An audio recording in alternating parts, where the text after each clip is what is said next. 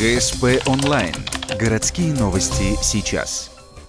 Решается вопрос об изменении правил принятия экзаменов по вождению. Они, как и прежде, будут состоять из 3 частей – теория, закрытый полигон и город. Однако есть и новинки. Например, для сдачи теоретической части ученикам потребуется правильно ответить на 18 вопросов из 20. На каждый неправильный добавится еще 5 из раздела, где допущена ошибка. Я согласна с этим новым регламентом по поводу того, что теорию все-таки ученики должны знать.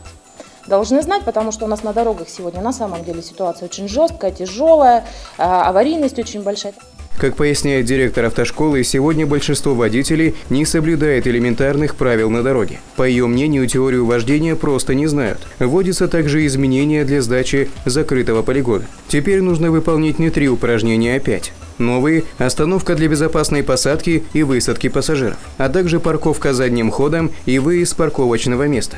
Как говорит одна из учениц автошколы, новые упражнения помогут ей при езде в городе. Я считаю, что нужны, потому что посадка, высадка, то есть, чтобы высаживать людей, мы должны знать, где это делать, как это делать.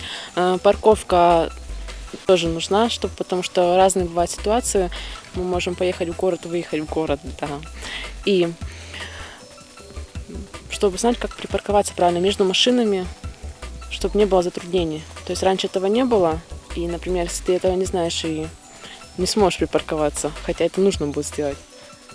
Экзамен в городе не изменился. За каждую сделанную ошибку ученики будут получать 5, 3 или 1 штрафной балл. Это зависит от типа нарушения. Например, игнорирование требования развернуться на ближайшем перекрестке будет считаться грубым нарушением. За это 5 баллов экзамен не сдан.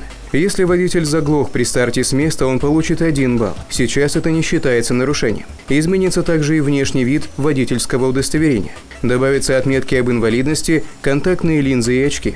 Также автоматическая или механическая трансмиссия автомобиля.